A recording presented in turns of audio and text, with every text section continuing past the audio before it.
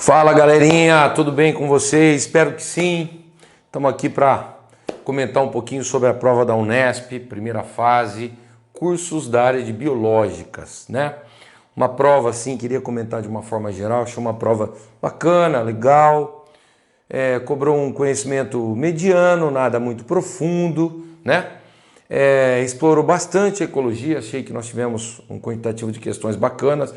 E a ecologia sempre foi o segundo ponto mais cobrado pela Unesp, né? Eu senti muita falta da citologia. Eu acho que você passando para a segunda fase, a citologia vai ser muito explorada. Eu acho que deixaram para pedir bastante sobre citologia na segunda fase. Do mais, eu achei uma prova bem tranquila, assim, sem pegadinha, enfim, não tivemos questões interdisciplinares, foi muito tranquila, muito sossegada, né?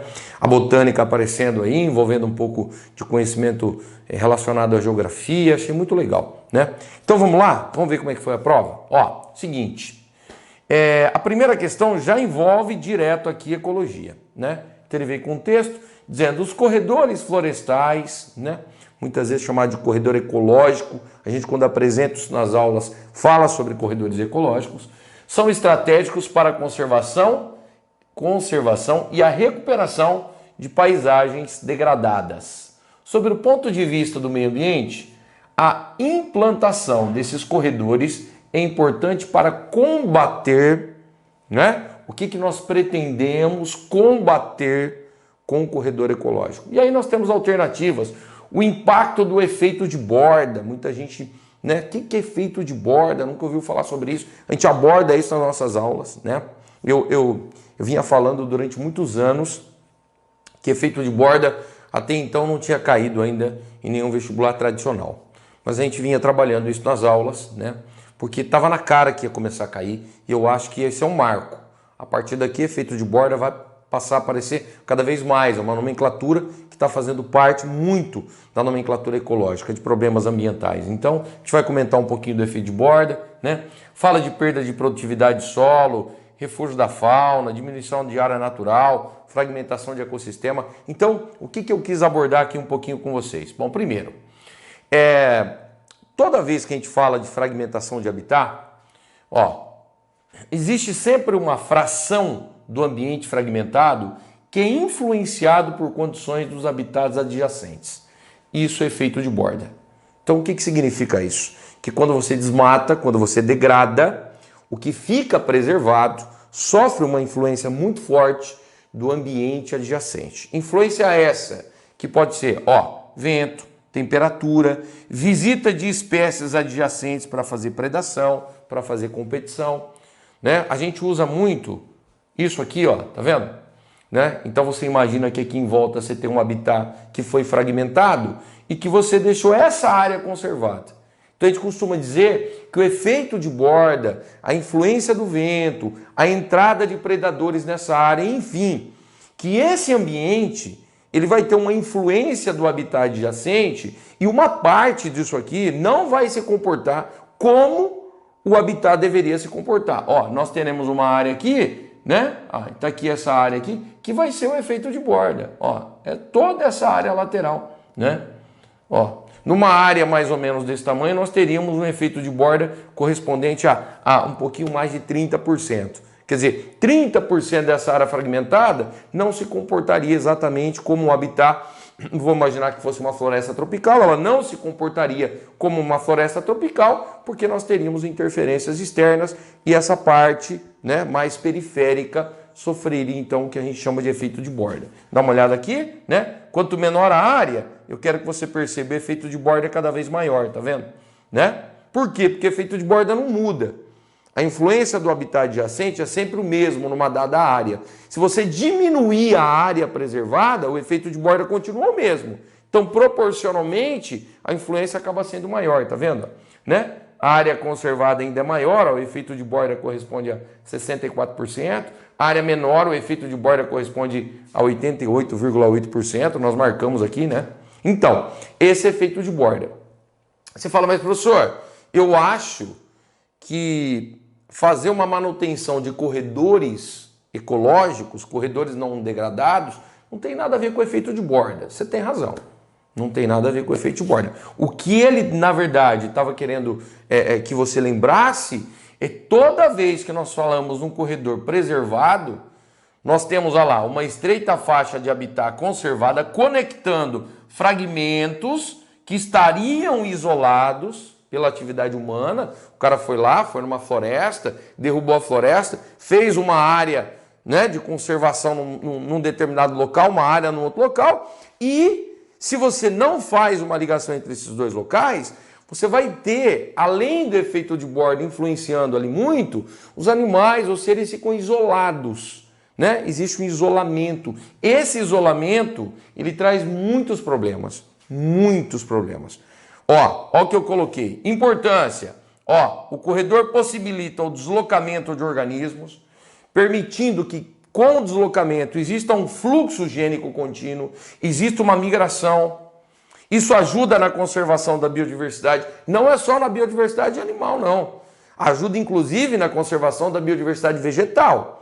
Esse corredor, ele cria ali um microclima que propicia uma recuperação do habitat adjacente de uma forma muito mais rápida, muito mais intensa do que se a área ficar totalmente desmatada, tá?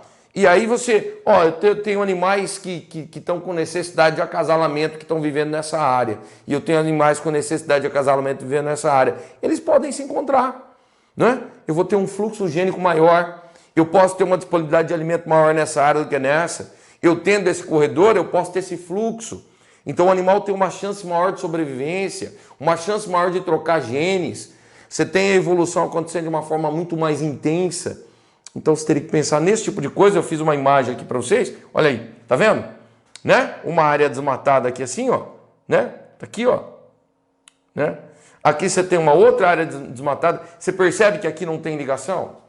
Ó, eu coloquei aqui, ó, fragmentos isolados perdem espécies muito mais rapidamente do que áreas conectadas. Olha essa grande floresta que nós temos aqui, ó. Você percebe, ó, tá vendo? Tudo isso aqui é corredor, ó. Tá? Você imagina que se a gente cortasse aqui e essa área ficasse fragmentada e eu não tivesse contato com aquela área? Então o que a gente fala, o poder de recuperação, você quando faz isso, né, a capacidade dos seres se encontrarem é muito maior. Então ele foi para essa vertente, né, e aí ele imagina que você, sabendo de tudo isso, assinale a alternativa D de dado. Nós vamos com isso combater, ó, a diminuição de áreas naturais, né? Não vamos deixar diminuir as áreas naturais, porque o poder de recuperação é maior quando se deixam corredores, e vamos combater o isolamento de espécies. Não vamos deixar as espécies ficarem tão isoladas, permitindo um fluxo maior entre essas áreas. Combinado? Então uma questãozinha de ecologia, espero que você tenha acertado. Bom, agora nós vamos aqui para a questão número 2, uma questão também envolvendo ecologia. Vamos ver? Ele diz assim, ó, pesquisadores da Universidade Federal do Paraná vêm testando o emprego de uma substância que impede a formação do óxido nitroso, N2O. A diacianodiamida, DCD, bloqueia as reações que levam à formação desse gás ao inibir o processo de nitrificação, que age sobre o amônio liberado no solo pela urina. Então aí já envolve ciclo do nitrogênio, ele está falando de um composto que é liberado que bloqueia a nitrificação, né? Então você vai ter a liberação de amônia, que vira amônio, que vira nitrito, que vira nitrato. Então ele está dizendo de um composto que vai bloquear a formação do nitrato. Bom, além de minimizar a formação do gás, o inibidor ainda apresenta outra vantagem, impede a formação de nitrato no solo. Realmente, porque ele está bloqueando a nitrificação, que é lá no final do processo, a formação de nitrato. Quem estudou o ciclo do nitrogênio sabe muito bem disso. Bom, ao inibir a formação, ó, do óxido nitroso e do nitrato no solo, o emprego do DCD poderá reduzir, respectivamente, o que ele vai reduzir? Bom, aqui ele começa a falar de geada, salinização, não tem absolutamente nada a ver com isso. Nada a ver com isso. Aqui ele fala de chuva ácida, o cara já começa, opa, será que tem a ver com chuva ácida? Se a gente começa a liberar óxido nitroso, será que ele pode reagir com a água, formar ácido nítrico, e aí tem chuva ácida, tem um pouquinho de relação, aí tem, mas dá uma olhada, calagem, calagem, alteração do pH a partir do momento que você tem um solo com pH ácido, você vai fazer correção do pH ácido do solo, não tem nada a ver com isso aqui, tá? Então você vê a alternativa B já fura. Aqui, ó, aguenta a mão no C, ó, albedo e a ressurgência, não tem absolutamente nada a ver com isso. Se você vem no E, ó, evapotranspiração, laterização, veja, por que eu deixei o C para o final? Porque no momento que você vai ler a alternativa C e você vê efeito estufa e poluição de mananciais, num primeiro momento, um aluno que estuda só aquela coisa bem basiquinha, ele não pensa em efeito estufa. Porque quando ele vai falar em aquecimento global, ele geralmente associa com gás carbônico. Mas o gás carbônico não é o único gás estufa, gente. Não é o único gás. É o principal gás estufa, mas ele não está sozinho. O metano está presente, ó, o óxido nitroso também é um gás estufa. E a partir do momento que você aumenta a quantidade de óxido nitroso, você intensifica o efeito estufa, né? Então, assim, você teria que lembrar de coisas, dá uma olhada aí, ó. Ó os gases estufas, ó a relação que nós fizemos aqui, ó o gás carbônico, ó o metano, ó o CFC, ó o óxido nitroso aqui, ó, né? Então, você teria que lembrar, o cara foi buscar, olha, né? Algo bem minucioso e que muitas vezes a pessoa acabou não assinalando essa alternativa, que ela não tem noção que o óxido nitroso pode também atuar como um gás estufa. Então você tem que tomar um pouquinho de cuidado, a gente fala isso, não dá a relevância que a gente dá para o gás carbônico e para o metano, porque não tem realmente a relevância necessária, né? Mas a gente cita, porque isso pode acontecer. O pessoal da química também tenho certeza que cita, né? E aí, aquela ideia, né, do aquecimento global, né, de você ter um gás aqui na estratosfera, retendo o excesso de calor que tenta ser dissipado, além do gás carbônico, que está aqui, você ia ter que lembrar, nesse caso aí, do óxido nitroso, tá bom? Então tem a ver. E você tem que entender que no momento que ele cita na questão, dá uma olhada aqui, ó, além de minimizar a formação do gás, o inibidor ainda apresenta outra vantagem, que impede a formação de nitrato. Veja, perceba que aqui ele está falando de urina. Perceba que ele fala que o DCD bloqueia reações que levam à formação desse gás ao inibir o processo de nitrificação, né? A partir da ação sobre o amônio. O que você teria que raciocinar? Você pega um local, por exemplo, onde tem muito gado, um local de confinamento, por exemplo, né? E o animal, de repente, está liberando muita excreta nitrogenada no xixi. Está fazendo muito xixi, está liberando muita urina, e nessa urina você tem uma alta taxa, por exemplo, de ureia. A partir do momento que sofre-se uma decomposição, você tem formação, né, de amônia. E essa amônia leva à formação de amônio, que depois vira nitrito, mas tudo isso vai percolando no solo. E você pode ter uma contaminação dos mananciais, e esse manancial ele é responsável pela formação, por exemplo, de uma mina, de um local onde você vai jorrar água, e se o composto chamado DCD bloqueia a ocorrência desses fenômenos, isso não vai acontecer, eu não vou contaminar o manancial. O manancial vai ficar um manancial sem nenhum tipo de contaminação, porque eu bloqueei todo o processo, você compreende? Então você tem que imaginar que isso aqui vai ser útil no local onde, por exemplo, nós temos muita liberação de nitrogênio na forma de urina, por exemplo, né? Eu acho que a criação de gado é a que melhor exemplifica isso. Então a alternativa mais coerente para uma situação como essa é essa alternativa C. Olha lá. Tá? Vamos aqui minimizar, reduzir tanto o efeito estufa como a poluição de mananciais. Eu acho que até por exclusão você chegaria nessa alternativa com uma certa facilidade aí, mas está aí mais uma questãozinha de ecologia. Beleza? Gente, agora vamos dar uma olhada nessa. Uma questão muito legal, também envolvendo ecologia, você vê? Vamos para a terceira questão de ecologia, né? Aí ele diz assim, as aranhas comem cobras pelo mundo inteiro, revela estudo surpreendente. Veja, Aí tem uma imagem, né? A imagem não está muito legal, mas aqui tem uma viúva negra e aqui nós temos uma cobra, né?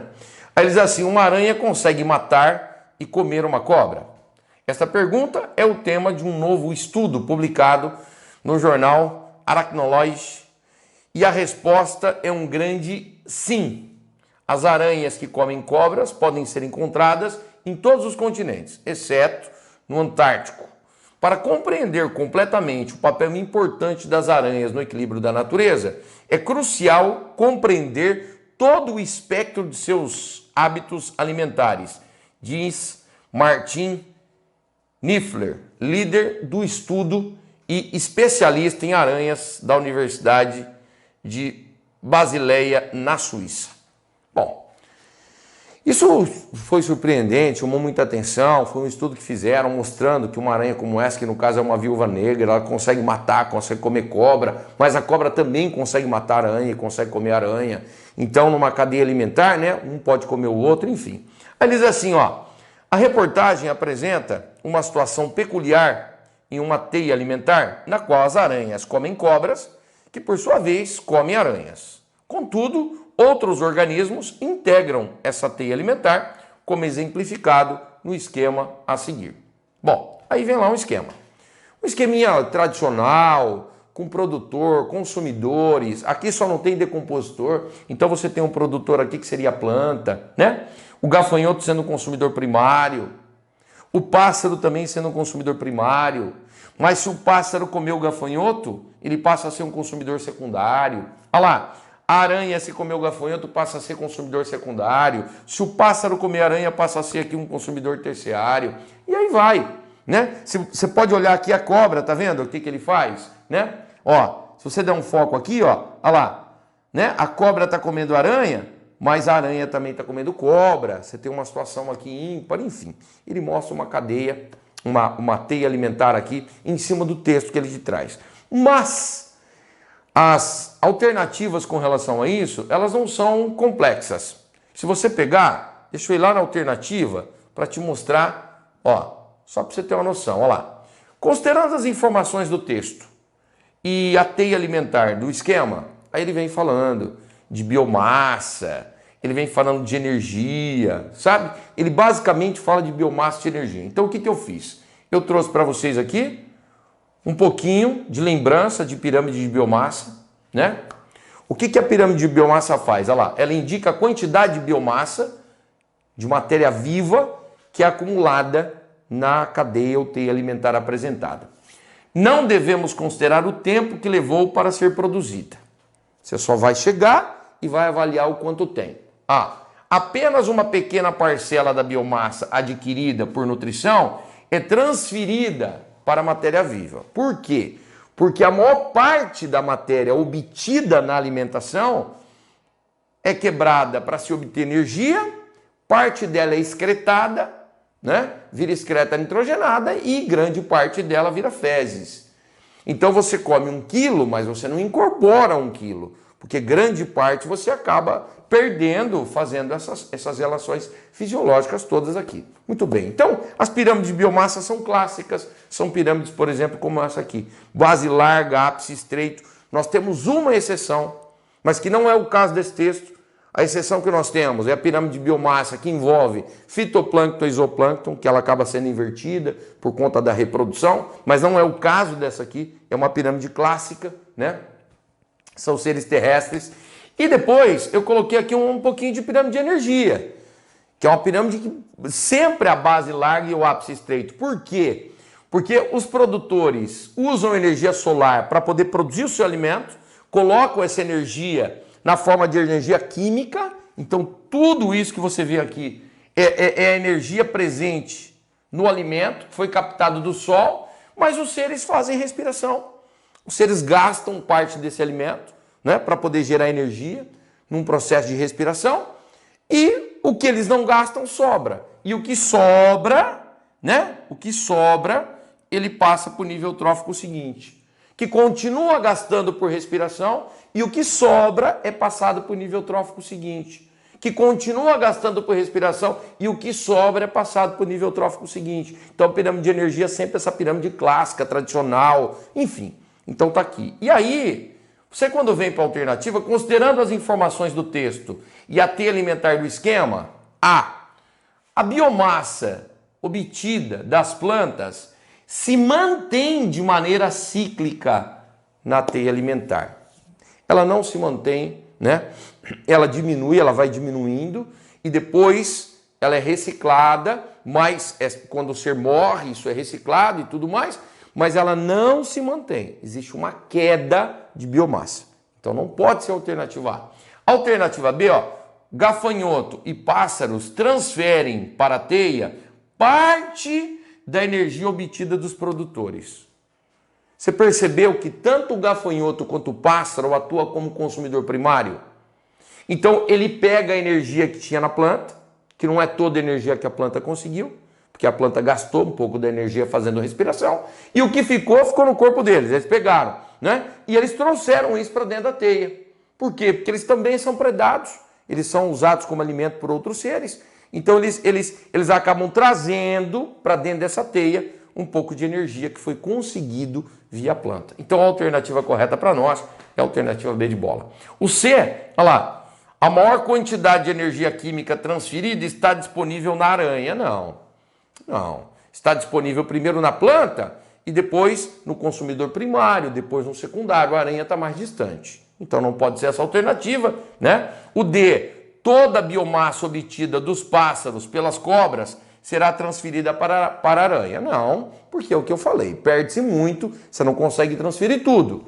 E o E, a energia flui de maneira cíclica. Não, a energia é unidirecional. Ela é acíclica, você não consegue fazer essa energia voltar para o sol ou para o produtor. Tá bom? Então, alternativa mesmo, correta, B de bola. Espero que você tenha acertado também essa.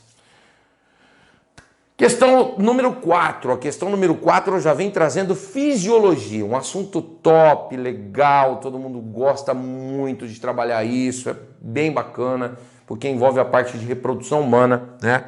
E geralmente é uma das aulas que o aluno mais participa, ele tem muito interesse em estudar a reprodução humana. Então vamos lá? Ó, considere o trecho de uma reportagem sobre disponibilidade de métodos contraceptivos para a população. Estudo. Diversidade de método contraceptivo impostos ainda é baixa. Aí vem, a oferta de método contraceptivo e testes rápidos de gravidez aumentou em 7 vezes de 2012 a 2018 nas unidades básicas de saúde. Os postinhos que aderiram ao Programa Nacional de Melhoria de Acesso e da Qualidade de Atenção Básica. A diversidade de métodos disponíveis, no entanto, ainda é baixa e está concentrada em preservativos femininos, com pouca oferta de dispositivos intrauterinos, o conhecido como DIU. No Brasil, o único DIU disponível gratuitamente é o DIU de cobre. Essa baixa disponibilidade nas unidades básicas de saúde impacta negativamente na diversidade de opções de escolha da mulher. Os métodos reversíveis de longa duração, como o DIU, tendem a ser um método de escolha da maioria das mulheres quando as barreiras de acesso, custo e conhecimento são rompidas, ressalta a médica Ana Ruivo, coautora do estudo. Bom, então tá aí falando um pouquinho, né, do tipo de métodos contraceptivos que nós encontramos, enfim, fala do DIU de cobre, a gente sabe que hoje tem DIU hormonal, né, que a mulher coloca e ele fica liberando hormônio.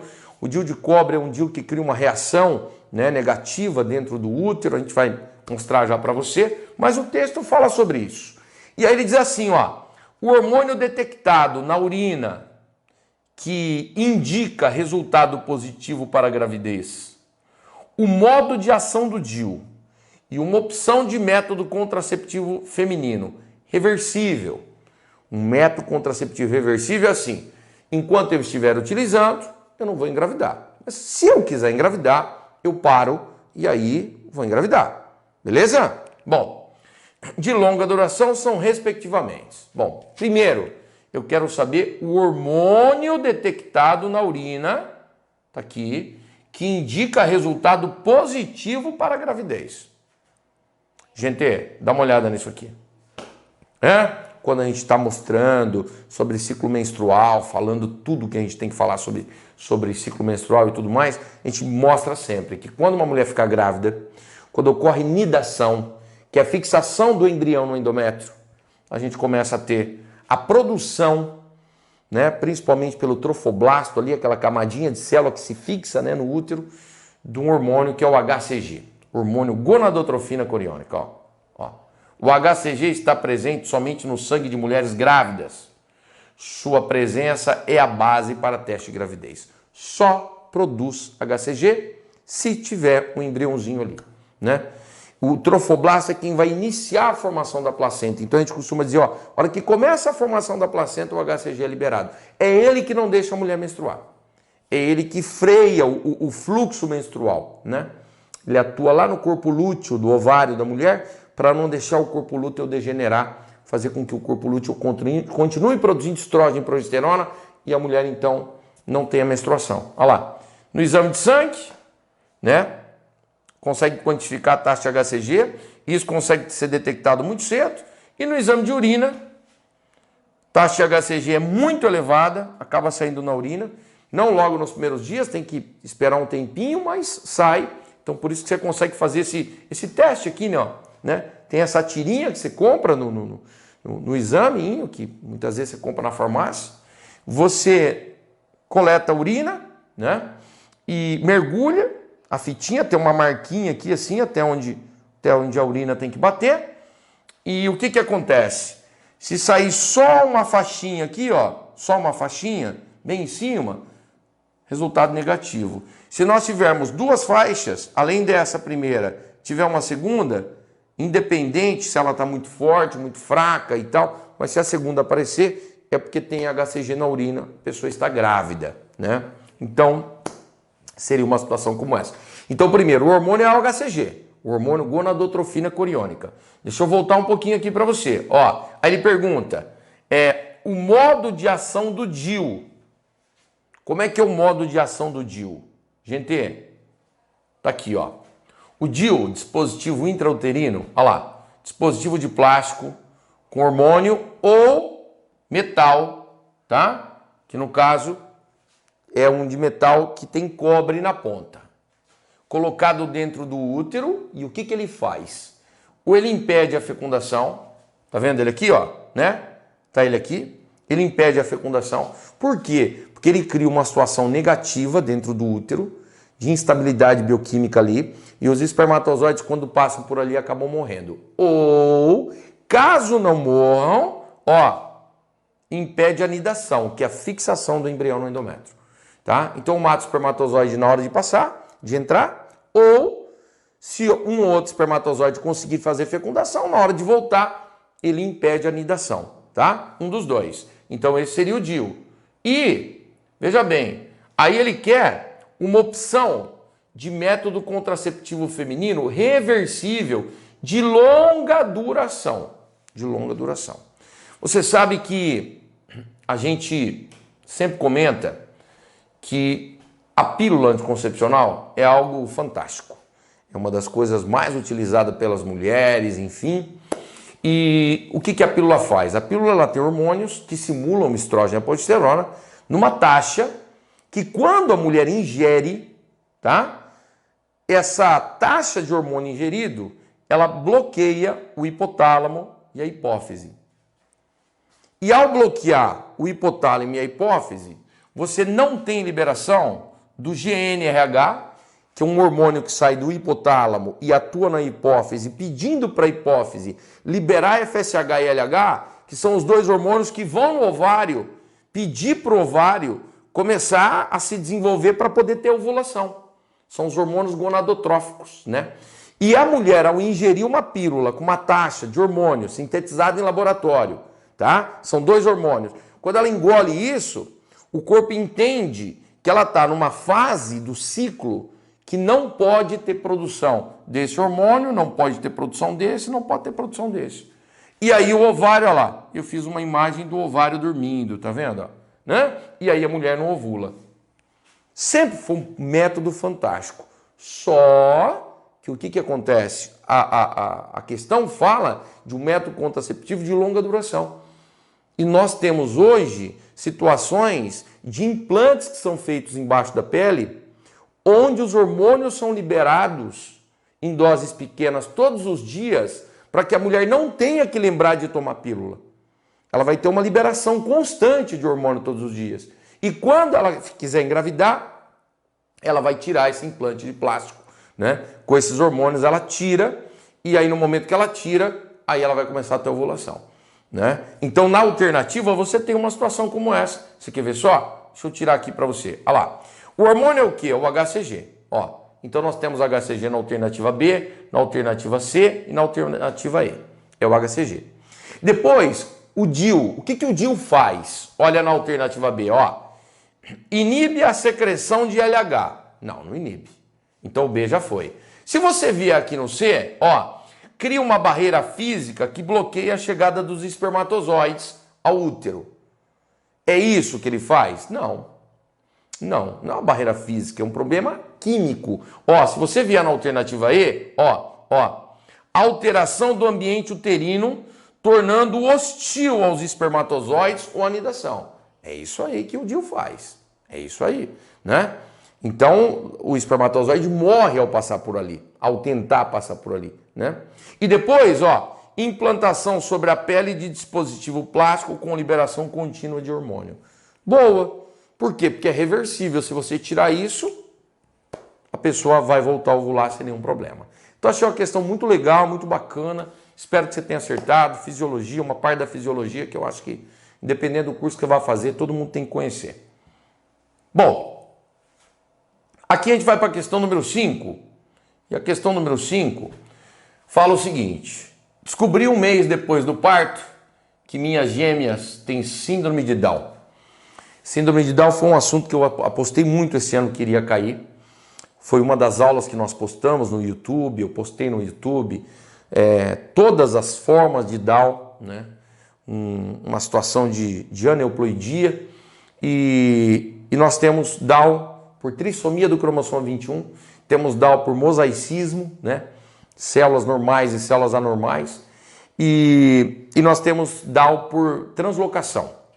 Então eu mostro lá e tal, e apareceu aqui uma questão, e eu estava convicto que o assunto seria cobrado esse ano. Aí ele diz assim, ainda no início da gestação, o casal Ellen e William foi surpreendido com a notícia. Eram gêmeos idênticos, univitelinos, duas meninas. Então, a mesma carga genética, né? Vieram de um óvulo com um espermatozoide. Um exame posterior ao parto surpreendeu novamente os pais. As duas crianças tinham síndrome de Down. O nascimento das meninas é considerado um fato raro. Isso porque estudos apontam que aproximadamente 1 a cada 700 ou 800 partos no Brasil é de uma criança com síndrome de Down. A estatística hoje no mundo está uma Down a cada 500 nascimentos, mais ou menos isso, né? Mas essa é a estatística do Brasil. E aí, especialistas acreditam que menos de 0,5% dos nascimentos de criança com essa síndrome seja de gêmeos. Desses, apenas 1/3 são univitelinos. Então ele descreve o Down, essa situação inusitada, gêmeos univitelinos nascendo Down, enfim.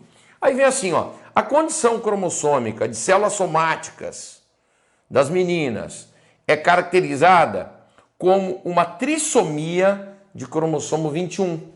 Uma aneuploidia, que é quando você altera apenas um dos pares de cromossomos, né? Existe a euploidia, quando você mexe em todos os pares, e quando você mexe em apenas um dos pares, é uma aneuploidia, que no caso aqui é uma aneuploidia só do cromossomo 21, né? Nós vamos ter uma trissomia do 21, resultante de eventos biológicos específicos. Um desses eventos então ele quer que você assinale uma alternativa que tenha o que pode ter acontecido para que realmente nascesse uma criança com trissomia do cromossomo 21. Bom, veja bem, uma das coisas mais comuns de se acontecer é erro na meiose de mulheres com uma idade um pouco mais avançada. Não que isso não possa acontecer numa idade menos avançada, mas a chance é menor. Quanto maior a idade da mulher, lembrar que na mulher, lá no ovário, existem células que iniciaram a meiose antes de nascer e estacionaram. E que quando ela está ovulando, se ela estiver ovulando com 20 anos, aquela célula que vai sair é uma célula que tem 20 anos. Se ela estiver ovulando com 30, é uma célula que tem 30 anos. E quanto mais velha é a célula, bom número de problemas que nós podemos ter ali. E dois problemas que podem acontecer. Primeiro, ó, dá uma olhada. Não disjunção dos cromossomos homólogos. Imagine que esse cromossomo aqui é o cromossomo número 21. E esse também é o 21. Um exemplo, né? Ele está duplicado. Então o cromossomo 21 está duplicado com cromática irmã, o outro 21 está duplicado com cromática irmã, e aí eu tenho meiose 1. Na meiose 1 eu tenho que separar os cromossomos. De repente não separa. Vem os dois cromossomos 21 duplicados por uma célula só. Aí o que vai acontecer? Na meiose 2 separam-se as cromátides irmãs. O vermelhinho separou do vermelhinho e o azulzinho separou do azulzinho, tá vendo? Aqui eu tenho o número 21, aqui eu tenho o número 21. Aqui eu tenho o número 21, aqui o número 21. Aqui não tem nada de 21, aqui nada. Se um gameta desse vem ser fecundado, não tem como desenvolver, né? Você não tem desenvolvimento de embriões sem um cromossomo 21. Mas nesse caso aqui, se um espermatozoide que tem um 21 vem e fecunda, né? E ele traz mais um 21, dá trissomia do 21. E aqui também dá trissomia do 21. Então você pode ter um erro na meiose 1 que venha gerar síndrome de Down. Como pode acontecer, ó, tá vendo aqui? Ó a meiose 1, normal. Olha lá, imagine o cromossomo 21 aqui duplicado, tá aqui duas vezes. Meiose 1, separamos um 21 para cá e um 21 para cá. Meiose 2, eu tenho que separar as cromátides irmãs. Um vermelhinho para cá e um para cá, separei. Mas aqui teve erro, tá vendo? Eu não consegui separar. E aí, ó, aqui tem um 21 e aqui outro 21. E aqui nada. Se esse for fecundado por espermatozoide que traz um 21, show, show. Vai nascer normal, aqui também normal. Aqui não nasce e aqui tem dois 21. Um espermatozoide com mais 21 dá uma trissomia. Então poderia ter trissomia numa situação como essa, a primeira, como poderia ter trissomia numa situação como essa aqui, que é a segunda. Então dá uma olhada. Olha lá, ó Down. Tá vendo? Olha lá, ó. Eu falei 1.500, né? Já está em 1.600 no mundo. Era de 1.500, hoje está em 1.600. Então tá aqui esse dado atualizado. Olha lá. Ó, a mais comum anomalia cromossômica na espécie humana, olha lá, homem, 47 cromossomos, XY aí, mais um 21. Mulheres, 47 cromossomos, XX e mais um 21. Tá vendo? Aqui, ó. Olha lá, a trissomia do 21. Você consegue perceber aqui na menininha, ó, né? Olha lá, 3 cromossomos 21. No menininho, olha lá, 3 cromossomos número 21. 95% dos casos de Down é trissomia do 21. Então eu coloquei aqui 2 cariótipos, um menininho e uma menininha. Aqui alguns sintomas, né? Altura abaixo da média, a língua fica protusa um pouquinho fora da boca, orelha com implantação baixa, cabecinha pequenininha. Em 40% dos casos tem cardiopatia, um rebaixamento intelectual. Ó, 95% dos casos de Down é trissomia do 21. Dia 21/3, para quem não sabe, se comemora no mundo todo o Dia Internacional do Down, né? Por ser a trissomia mais comum que nós temos, né? Bom, e aí você tem que escolher uma alternativa, né? O Down com trissomia do 21 pode aparecer por A, não disjunção das cromátides irmãs, não disjunção das cromátides irmãs, ó, tá aqui, de um dos cromossomos 21 na meiose 2 da ovulogênese. Essa é a alternativa. Hã? Isso foi o quê? Na meiose 2 nós não temos separação das cromátides. Se nós tivermos a não disjunção, nós vamos jogar 2 21 no mesmo ovócito, que vai virar o óvulo, e isso pode dar Down. Te mostrei agora. Então essa alternativa está correta. Se você olhar o B, ó, não disjunção de cromossomo homólogo na meiose 2. Cromossomo homólogo é separado na meiose 1. Então não pode ser essa alternativa. Olha o C. Fertilização concomitante do óvulo por 2 espermatozoides. Não, porque aí teria uma trissomia, né? Você teria trissomia em todos os pares, não seria só no 21, né?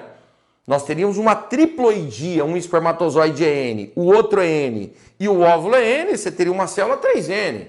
E nós estamos com trissomia somente no par de cromossomo número 21. Então também não pode ser essa. O D, fusão do material genético, ó, do corpúsculo polar, do núcleo haploide do óvulo, nem pensar. Corpúsculo polar é aquela célula pequenininha, né, que é formada durante a ovulogênese, que não tem vitelo, não tem a quantidade de nutrientes necessárias para se desenvolver, aquilo não dá origem a criança nenhuma. E o E, não disjunção do cromossomo homólogo do par 21 na mitose, seguida da formação do zigoto. Nada a ver, nós tivemos aqui um problema de trissomia total, problema na mitose, isso vai gerar um indivíduo em mosaico, né? Algumas células vão ficar com trissomia, nesse caso aqui todas têm problema, então o zigoto já vinha com problema, né? Então a alternativa correta é a alternativa A, tá bom? Espero que você tenha acertado, esse assunto é um assunto bem bacana, todo mundo gosta muito, espero que tenha dado certo aí. Bom, aqui nós temos uma outra questão que envolve um pouquinho de biotecnologia. Vamos dar uma lidinha? Ó, para obtenção de plantas transgênicas em laboratório, um dos vetores utilizados é o plasmídio, chamado TI, presente em bactéria do solo, que é Agrobacterium tumefaciensis. Veja, plasmídio acho que todo mundo lembra, né? Quando você pega uma bactéria, você tem um cromossomo bacteriano, que é o DNA principal, e você tem aqueles pedacinhos pequenininhos de DNA circulares que nós chamamos de plasmídios. Bom, os pesquisadores inserem nesse plasmídio um segmento de DNA de uma espécie que tem um gene de interesse, que é um DNA exógeno, e utilizam esse plasmídio como vetor para inserir o gene de interesse no genoma da espécie vegetal que se deseja modificar. E esse processo, de forma simplificada, está representado a seguir. Bom, deixa eu ampliar aqui para você poder entender o que ele faz aqui, o que ele mostra, né? Ó, ele pega a bactéria, né, que vive no solo, tá aqui, ele faz questão de desenhar o DNA principal aqui, aqui o plasmídio. Ele vem aqui está o plasmídio, né? Ele mostra uma área aqui escura, ele faz uma abertura, tá vendo? Aqui ele põe em vermelho ó, o DNA exógeno de interesse e ele mostra misturando, tá vendo? Aqui, ó. Depois que misturou, o que ele mostra? Ele mostra que você tem uma célula vegetal, né? E que você vai pegar o DNA da célula vegetal e vai inserir esse gene aqui, ó, no DNA da célula vegetal, tá? E aí a planta vai ter esse novo gene incorporado e com esse novo gene de interesse ela vai começar a desenvolver características de interesse agrícola e por aí vai. Bom, veja bem, eu fiz questão aqui de trazer um pouquinho dessas informações para que você tenha noção. Ó o que eu fiz. Aqui eu trouxe, né, uma bactéria, o DNA cromossômico principal, aqui eu trouxe o plasmídio, olha, um plasmídio aqui, né? Eu quis aqui colocar como é que isso é feito, olha, dá uma olhada nisso aqui, né? Ó o plasmídio, tá vendo? Ó, as enzimas que abrem plasmídio são chamadas enzimas de restrição. O que elas fazem? Você tá vendo onde está essa setinha? Deixa eu pegar a canetinha aqui para você. Ó, ela entra entre duas bases nitrogenadas, ela entra assim cortando aqui, ó, cortando, e ela vai cortando as bases aqui, as pontes de hidrogênio, e depois ela chega aqui e corta, tá vendo? Que o mesmo intervalo aqui, AG, ela acha AG aqui e ela faz um corte, e ela abre o plasmídio. Existe um kit que você compra de enzimas de restrição, ó, enzimas de restrição, e dependendo do segmento de DNA que você quer cortar, vem no kit a enzima de restrição específica para você abrir um pedaço de DNA do teu interesse. Aí você abriu, tá vendo? Olha lá. E aí cria a extremidade coesiva, que a gente chama, né? Que ficam as extremidades com bases expostas, tá vendo? T, T, A, ó. T e T, tá vendo? Aí, o que é feito? Olha lá. Você pega aquele DNA, aquele fragmento de DNA que te interessa, tá vendo aqui? Esse fragmento me interessa. Eu corto com a enzima de restrição. Então esse rosinha me interessa. Então é um DNA que eu tirei lá de uma planta, que eu tenho interesse. E eu faço isso aqui, ó. Tá vendo? Olha lá a junção que eu fiz, ó. Eu venho aqui e faço a junção do verde, que é o plasmídio, com o rosa, que é o DNA exógeno. Tá vendo que eu juntei? E ó que bacana, né? Para poder juntar, a ponta desse DNA de interesse, ó, tem que ficar com as bases complementares do plasmídio. Por isso que exige pesquisa. Você tem que achar uma bactéria que tem um plasmídio que você consiga abrir e que fique uma extremidade coesiva que tenha as letras que dê certo com o DNA exógeno, senão não vai dar certo. Né? E aí, olha lá, deu certo, você fez a junção e feita a junção, olha lá, você então tem um plasmídio com o DNA exógeno que foi colocado aí. Isso geralmente é colocado dentro da bactéria novamente, né? E a gente faz uma clonagem, tá vendo? Isso foi colocado aqui, né? Olha lá, tá vendo? Ó, olha o que nós fizemos, né? Tiramos o gene de interesse daqui, pegamos o plasmídio aqui, olha o gene colocado aqui, eu coloco na bactéria de novo, né? O plasmídio é reintroduzido na bactéria e a bactéria então começa a fazer cisparidade e esse gene então vai se multiplicando e eu faço clonagem do gene, né? Passo a ter o gene em larga escala, em grande quantidade. E aí está o gene em grande quantidade. Aí o que eu faço? Olha lá, ó, tá vendo? Depois que eu tenho ele em larga escala, eu posso ou introduzir esse gene, né? Introduzir esse gene numa planta, inserir, posso até usar a bactéria que vai infectar a planta e vai colocar esse gene na planta para fazer a planta produzir compostos químicos de interesse, ou posso até fazer com que a própria bactéria se expresse, produza proteínas de interesse para que eu possa fazer terapia com essa proteína, né? Injetar em animais, injetar em plantas, enfim. Mas é assim que é feito. Aí veja, o que eu quero que você entenda?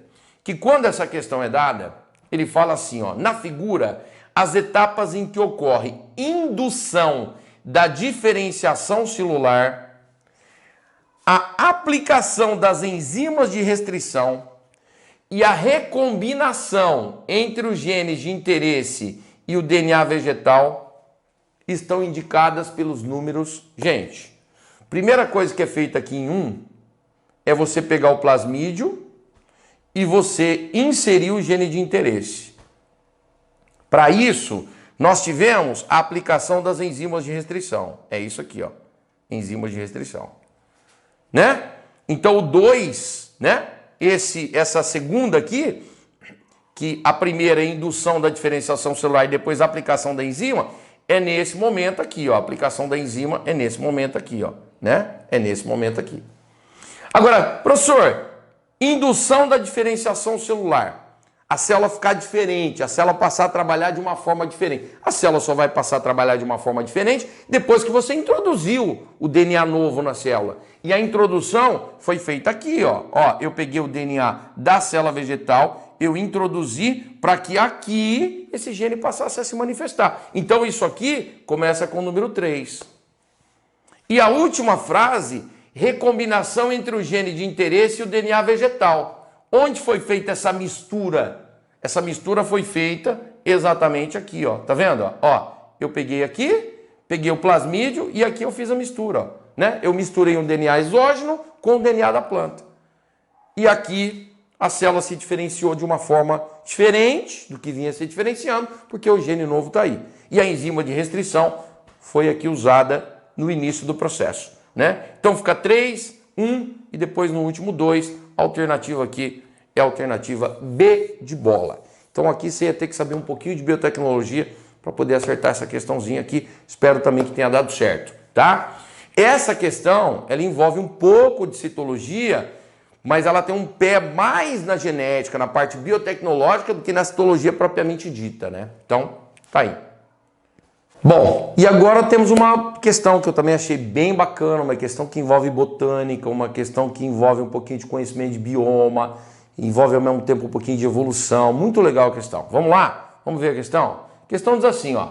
A disposição e distribuição dos estômatos nas folhas são adaptações de espécies vegetais ao ambiente onde ocorrem.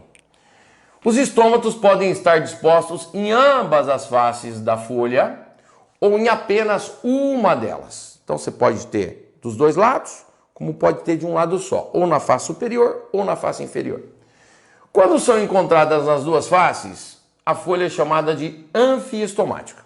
Então, tem na epiderme superior e na inferior, tá?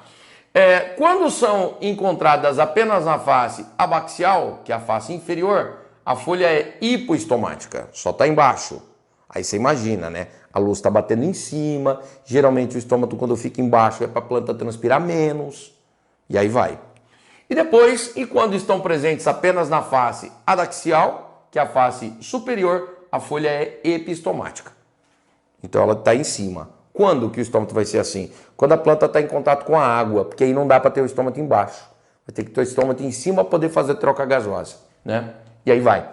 Aí ele diz assim, a figura 1, que é essa figura aqui, representa a salvínia. Ele põe o nome biológico, uma planta aquática, cuja folha flutua sobre as águas. Onde vai estar o estômago? Vai estar na parte de cima. Vai ser uma planta epistomática, né? O estômago vai estar em cima. A Vitória Régia também é assim, né? A figura 2 representa um piquezeiro, nome biológico, espécie vegetal arbórea de ambiente quente e de baixa pluviosidade.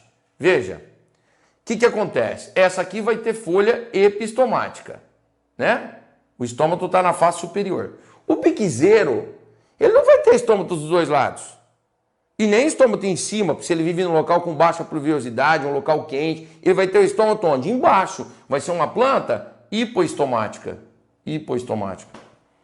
Aí ele vem e diz, ó, e a figura 3 representa uma bromélia, espécie vegetal adaptada a ambiente úmido, de alta pluviosidade. Bom, ambiente úmido, alta pluviosidade, você pode colocar estômago dos dois lados que a planta não vai morrer desidratada. Então, nesse caso aqui, você tem uma planta que é anfiestomática. Aí, beleza, tá aqui, essa é a planta. Aí ele diz assim, a figura representa as espécies anfiestomática a primeira é essa, ó, figura 3. Onde que a gente vai encontrar isso? Sempre em ambiente com muita umidade. Ambiente com umidade, ó, caatinga, alternativa A já era. Deixa eu tirar aqui para você, ó. Depois Amazônia, pode ser, Mata Atlântica, pode ser. Pantanal pode, Pantanal não, né? E Amazônia de novo.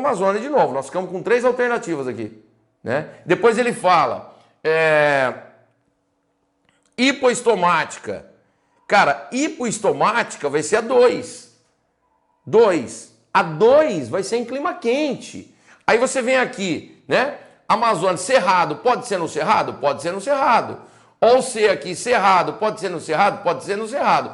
E o E, Mata Atlântica. Mata Atlântica não, Mata Atlântica é úmido. Então nós já ficamos com 2 alternativas. E depois ele quer uma planta epistomática, que é uma planta que está flutuando. Quer dizer, Mata Atlântica e Pantanal, né? Nós estamos aqui entre Mata Atlântica e Pantanal. Gente, para uma planta dessa estar flutuando, a gente vai encontrar isso com certeza dentro das condições estabelecidas pelo texto no Pantanal. Um local onde você muitas vezes tem um local alagado, a planta flutuando ali, né?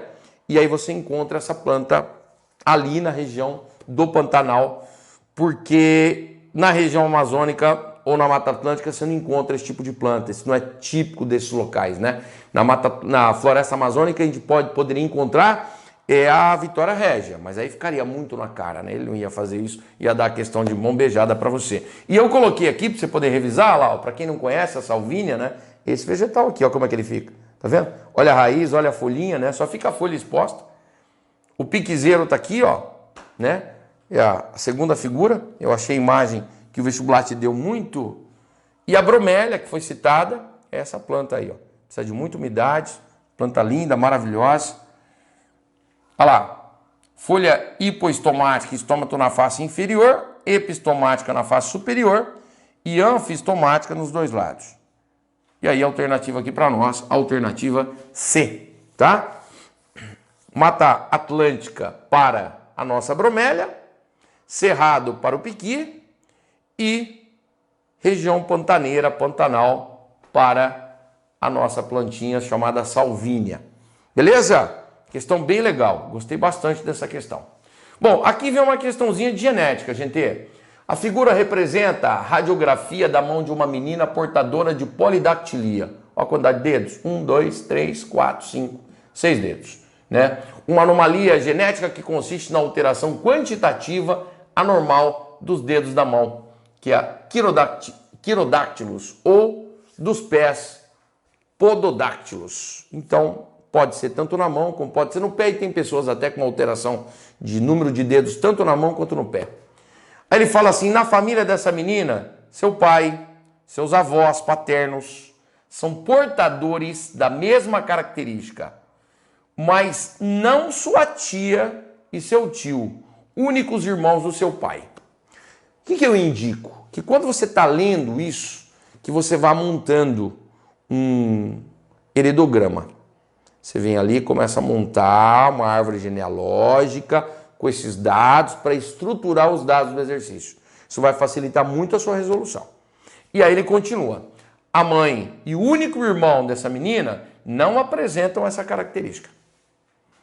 E ele vem perguntar o tipo de herança dessa característica e a probabilidade de que os pais da menina tenham um terceiro filho de sexo masculino e com polidactilia é de quanto, né?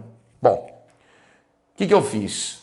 Primeiro, eu preciso que você monte a genealogia. Deixa eu até mostrar a genealogia montada aqui para você. Eu montei ela assim. Peguei os dados do exercício, coloquei aqui. Avô paterno tem polidactilia, a avó paterna também tem, o pai também tem.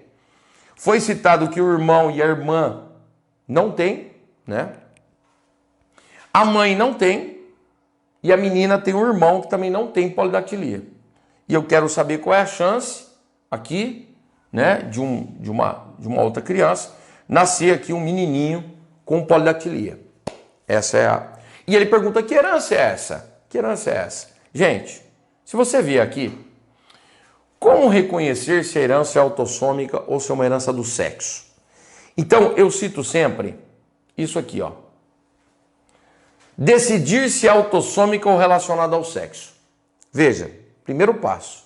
Verificar se os descendentes de sexo masculino e feminino são igualmente afetados. Na hora que você monta, você tem que ver se meninos e meninas são afetados igualmente pela doença. Se for afetado igualmente, é autossômica. Se tiver uma distorção mostrando que tem muito mais um sexo afetado do que o outro, é porque é uma herança que tem relação com o sexo. Agora, detalhe, ó, observação, para se chegar a esse tipo de conclusão, o número de indivíduos não pode ser muito pequeno. E é pequeno. Só que além de ser pequeno, a distribuição é mais ou menos elas por elas. O que mostra que é uma herança autossômica, né? Então, é autossômica. E, se for autossômica, decidir se é dominante ou recessiva. Como é que se descobre se é dominante ou recessiva? Os pais iguais, pais que apresentam o mesmo fenótipo, a mesma característica, tendo um filho diferente. O diferente é recessivo. É assim que você faz. Então, repare o que acontece na genealogia aqui, ó. Tá vendo? Ó, um menino, dois meninos com a doença. Ó, uma menina, outra menina. Não tem distorção. Não é mais num sexo do que no outro. Então dá para você saber que é autossômica por isso, né? Então é uma herança autossômica. Agora, será que é dominante ou recessiva? Ó, ambos têm a doença. E ó, filhos que não têm. Pais iguais, filho diferente, o diferente é o quê? Recessivo. Descobrindo que esse aqui é recessivo, o normal é recessivo, todo mundo normal é azinho, azinho. Preencho azinho, azinho para todo mundo que é normal. Quem tem polidactilia é dominante, pode ser azão, azão ou azão, azinho. O que eu faço? Põe azão, traço para todo mundo que tem a característica lá. Azão, traço. Agora, o casal está tendo um filho azinho, azinho, um azinho vem do pai e um azinho vem da mãe. Tá certo? Se você olhar aqui, ó, tá nascendo um menino azinho, azinho. Um azinho do pai e um azinho da mãe. Então, a polidactilia é uma herança autossômica dominante. Dominante. Certo? E a chance de nascer aqui, ó, de nascer aqui, um menino com polidactilia, qual é a chance de nascer um menino? Cara, meio. E com polidactilia, você tem que fazer o cruzamento. Ó, se você cruzar isso com isso, vai dar azão, azinho. Se você cruzar esse aqui com esse aqui, vai dar azão, azinho também. Se você cruzar esse com esse, vai dar azinho, azinho. E se você cruzar esse com esse, vai dar azinho, azinho. Chance de nascer menino, meio. E com polidactilia aqui, ó, 2 em 4, simplifica o meio. Tem que ser menino e com polidactilia, isso dá 1/4 ou 25%. Essa era a questãozinha de cálculo genético que você tinha para poder matar essa questão. Eu espero de coração que você tenha aí assinalado B. É uma herança autossômica dominante e a chance de nascer uma criança, um menino com polidactilia é de 25%. Tá bom? Questão de genética bem bacana. Não era facinho não, mas também não era difícil. Mediana, tá? De 0 a 10, nível de dificuldade 6, 7 aí, tá? Bom, aqui nós temos essa questão. Essa questão é uma questão que gerou um pouco de polêmica. Muita gente entrou em contato com a gente e tal. Pô, eu fiquei meio perdido na questão e tal. Não entendi muito o que ele estava querendo dizer. Então vamos lá, vamos lá. Ele diz assim, ó. Em um tubo contendo meio de cultura líquido, um pesquisador inoculou bactérias Escherichia coli para se multiplicarem. Ao final do dia, as bactérias haviam se multiplicado e consumido quase que totalmente a glicose que compunha o meio de cultura do tubo. O pesquisador retirou 10 amostras desse tubo e inoculou cada uma delas em outros 10 tubos. Então você imagina um tubo, tá aqui, primeiro dia, né? Com bastante glicose no meio da cultura. As bactérias estão aqui se multiplicando. A reprodução que a bactéria mais faz é cisparidade, né? Então ela vai gerar muitas outras bactérias. E aí o que ele fez? Ele, 24 horas, no dia seguinte, ele pegou a amostra e pegou essas bactérias e colocou em 10 tubinhos. Tá vendo? 10 tubinhos, no dia seguinte, segundo dia. Então, o que era uma amostra, viraram 10 amostras. Fechou? Aí continua. Ó, tá aqui, 10 amostras desse tubo e inoculou cada uma delas em outros 10 tubos. Identificado pelo número de 1 a 10, que continha meio de cultura de composição idêntica àquele do início do experimento. Então tá aí, né? Mesmo meio de cultura, o que era um tubinho só, agora nós temos 10 tubinhos. Fechou. Aí ele diz assim, ó, ao final do segundo dia, o pesquisador retirou uma amostra de cada um dos 10 tubos e os inoculou individualmente em 10 novos tubos numerados que continham meio de cultura igual do início do experimento, mantendo essa transferência sempre entre tubos da mesma numeração. Então o que ele fez? Quando chegou no terceiro dia, tinham 10 tubinhos, ele veio no tubo 1, coletou uma amostra. E essa amostra ele dividiu em 10 tubos. Foi no tubo 2, coletou a amostra e dividiu em 10 tubos. Foi no 3, coletou a amostra, dividiu em 10 tubos. Então o que ele está fazendo? Como as bactérias estão se multiplicando em cisparidade, é um negócio absurdo, eu começo com um tubo. No dia seguinte eu tenho 10. No dia seguinte, de cada um dos 10, eu faço mais 10. Então eu vou para 100. Aí no dia seguinte eu pego de cada um dos 100 e eu replico em mais 10. E eu vou assim, vou. E vou ter isso, olha que loucura, olha que loucura. Ó, vou fazer isso durante um ano, 365 dias, ó. Um ano após o início do experimento.